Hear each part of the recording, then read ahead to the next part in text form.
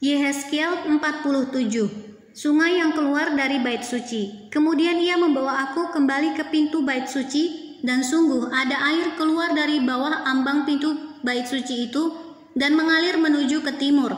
Sebab bait suci juga menghadap ke timur, dan air itu mengalir dari bawah bagian samping kanan dari bait suci itu sebelah selatan mezbah. Lalu diiringnya aku keluar melalui pintu gerbang utara, dan dibawanya aku berkeliling dari luar menuju pintu gerbang luar yang menghadap ke timur. Sungguh air itu membual dari sebelah selatan. Sedang orang itu pergi ke arah timur dan memegang tali pengukur di tangannya. Ia mengukur 1000 hasta dan menyuruh aku masuk dalam air itu, maka dalamnya sampai di pergelangan kaki. Ia mengukur 1000 hasta lagi dan menyuruh aku masuk sekali lagi dalam air itu, sekarang sudah sampai di lutut. Kemudian ia mengukur 1000 hasta lagi dan menyuruh aku ketiga kalinya masuk ke dalam air itu, sekarang sudah sampai di pinggang. Sekali lagi ia mengukur 1000 hasta lagi, sekarang air itu sudah menjadi sungai, di mana aku tidak dapat berjalan lagi, sebab air itu sudah meninggi sehingga orang dapat berenang, suatu sungai yang tidak dapat diseberangi lagi. Lalu ia berkata kepadaku, "Sudahkah engkau lihat, hai anak manusia?" Kemudian ia membawa aku kembali menyusur tepi sungai. Dalam perjalanan pulang, sungguh sepanjang tepi sungai itu ada amat banyak pohon di sebelah sini dan di sebelah sana. Ia berkata kepadaku, "Sungai ini mengalir menuju wilayah timur dan menurun ke Araba Yordan dan bermuara di Laut Asin, air yang mengandung banyak garam, dan air itu menjadi tawar. Sehingga kemana saja sungai itu mengalir, segala makhluk hidup yang berkeriapan di sana akan hidup. Ikan-ikan akan menjadi sangat banyak, sebab kemana saja air itu sampai, air laut di situ menjadi tawar. Dan kemana saja sungai itu mengalir, semuanya di sana hidup. Maka penangkap-penangkap ikan penuh sepanjang tepinya, mulai dari En-Gedi sampai En-Eglaim. Daerah itu menjadi penjemuran pukat, dan di sungai itu ada berjenis-jenis ikan.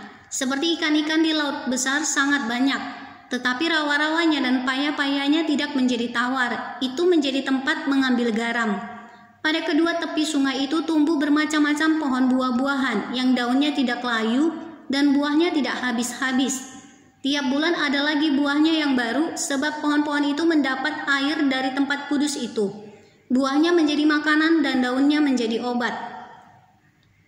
Batas-batas tanah Israel. Beginilah firman Tuhan Allah, inilah batas-batas tanah yang kamu harus bagi-bagi menjadi milik pusakamu di antara ke-12 suku Israel.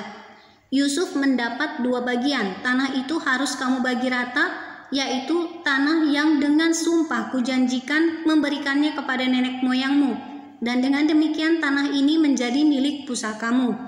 Inilah perbatasan tanah itu di sebelah utara dari Laut Besar terus ke Hetlon sampai jalan masuk ke Hamat dan terus ke Zedad, Berota, Sibraim yang terletak di antara daerah kota Damsyik dan daerah kota Hamat, terus ke Hazar Enon yang di daerah kota Hauran. Demikianlah perbatasannya itu mulai dari laut sampai di Hazar Enon, sehingga daerah kota Damsyik dan juga daerah kota Hamat terletak di sebelah utaranya, itulah sebelah utara.